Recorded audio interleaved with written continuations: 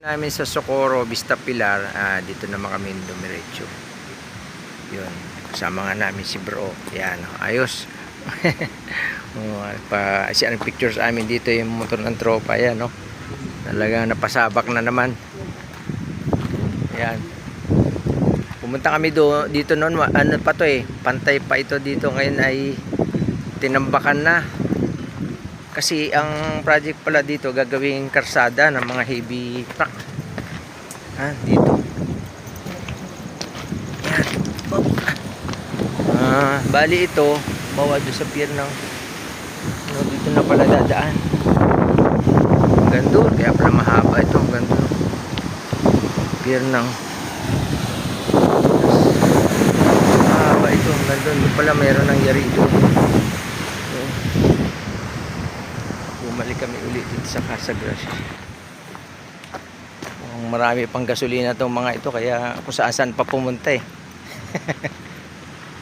Hindi yung ibang ng tropa.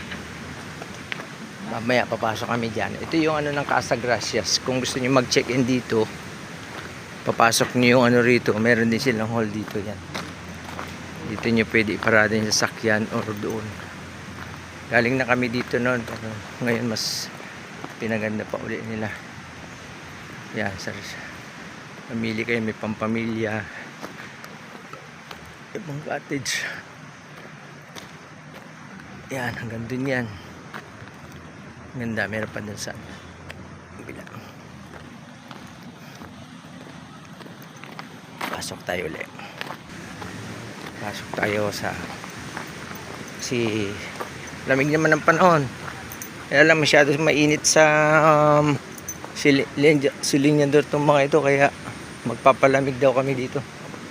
Yun, ganda. Dito kami nun pumuesto, pero wala pa ito. Ngayon meron na ito. Tuloy. Parang lalim daw dapat hanggang tuhod, ganun. Yan. Dito sila tumutugtog.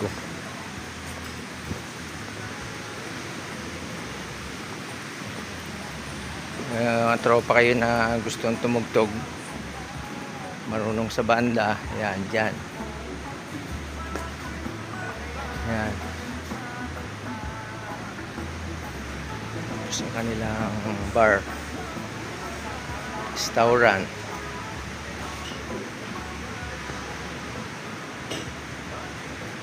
Ganda ng kanilang ang ganda ng kanilang native ng dating, pero ito naman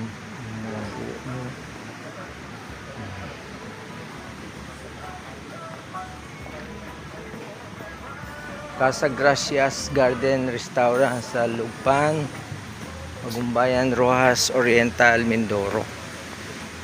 Ayan. Ito may mga pa ito dito nun halaman. Wala na, siguro pagdating ng February uli. Yan. Pwede ka umupo-upo muna dito. Yan. Habang papahinga. Talaga naman, nakakapagod din, pero masaya. Hindi nga kayang bayaran ng pera yung kaligayahan mo dito sa pag-rides. Yan, may mga customer na magaganda. Ito yung nadagdag. Ayun, pala, meron nakalagay. Ito na nga. Lamig naman ng panahon, pero mainit talaga yung mga kamay nito sa mga silinyador Kaya ngayon, ito, order kami ngayon ng halo-halo para lumamig. Talagang pag hindi nakapag-halo-halo to, may iinit na naman ang mga kamay nito sa silinyador. Lalo na ito isa to. May pinatulan na naman kanina. Tumatakbo na ng 130, hindi pa na siya inovertikan yung kargado. 140. Hanggang doon lang naman ang namin, speed limit. Sa highway lang naman namin ginagawa yun Yan. Okay.